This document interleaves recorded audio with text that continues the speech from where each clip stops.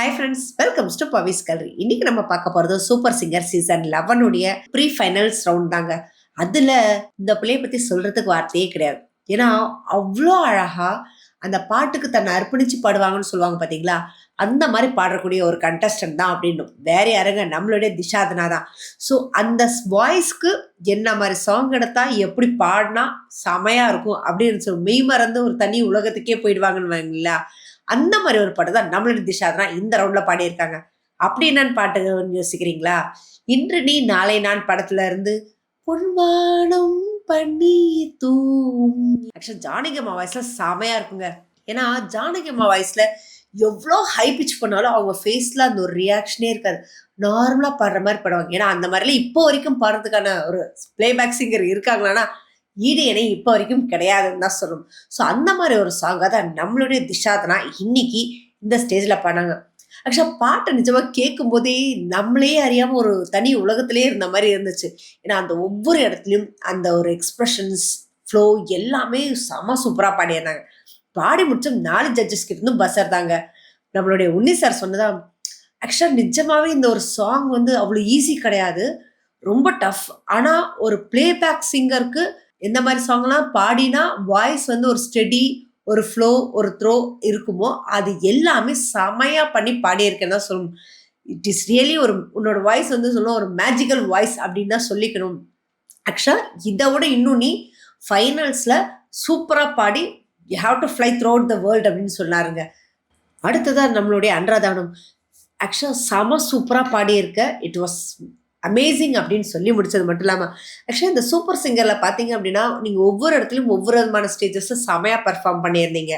But அதில் உங்களோட one of the best அப்படின்னு நான் எனக்கு ரொம்ப பிடிச்சது அப்படின்னா விடை கொடு எங்கள் நாடே. ஆக்சுவலாக அந்த சாங்கை அவ்வளோ ஒரு சூப்பராக அந்த மனசுக்குள்ளேருந்து எவ்வளோ உங்களோட வழி எல்லாத்தையும் பேசுறீங்களோ அதுக்கேற்ற மாதிரி செமையாக பாடி முடிச்சிங்க. ஆக்சுவலாக என்னன்னா இதில் வந்து இன்னொன்று ஒரு விஷயம், திஷாதனா அப்படின்னா ஒரு உங்களுக்குன்னு ஒரு ஐடென்டிட்டியை மாத்தின ஒரு சாங் தான் அந்த சாங் சொல்லணும்.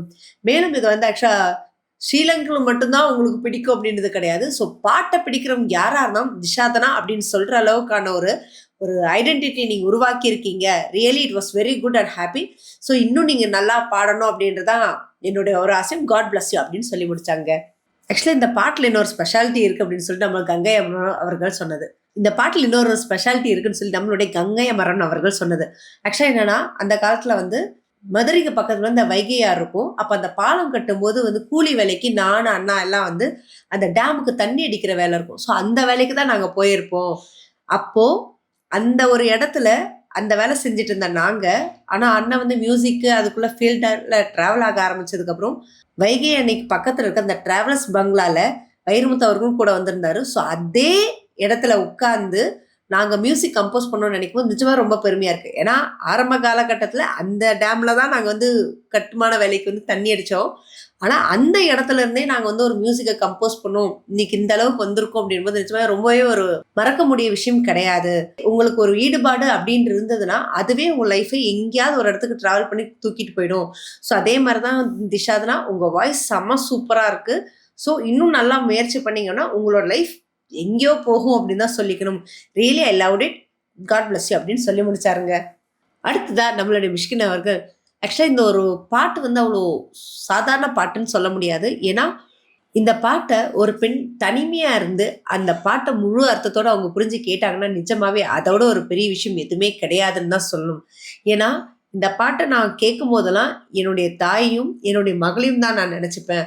அவ்வளோ ஒரு சூப்பரான ஒரு பாட்டு. அதுவும் நீ இந்த ஸ்டேஜ்ல இந்த ஒரு சாங்கை பாடினது எனக்கு ரொம்பவே பெருமையா இருக்குடா அப்படின்னு சொன்னது மட்டும் இல்லாம, ஓடிவா ஓடி வந்து அப்பா கிட்ட ஒரு முத்தம் வாங்கிக்கோன்னு சொல்லி அவர் வழக்கம் போல அவரோட திஷாதனா தலையில முத்தம் கொடுத்து ரொம்பவே வந்து ஒரு பியூட்டிஃபுல்லான மூமெண்ட் தான் சொல்லும். ஸோ இதையும் தாண்டி ஆக்சுவலா திஷாதனாவுடைய ஃப்ரெண்ட்ஸும் அங்கே வந்திருந்தாங்க. ஸோ வந்துட்டு அவங்களுடைய அம்மாவுக்கு அடுத்ததா நான் சொல்லக்கூடியவங்க வந்து போனா அம்மா தான் அப்படின்னு சொல்லி அவங்க ஃப்ரெண்ட்ஸ், அவங்களுடைய பிரின்சிபல்ஸ் எல்லாரும் வந்து திஷாதனாவை ஸ்டேஜ்ல ரொம்பவே வந்து பரிசுகளையும் கொடுத்து ரொம்ப உற்சாகப்படுத்தினாங்க. ஸோ அவங்களோட வெயிட் பண்ணுவோம்.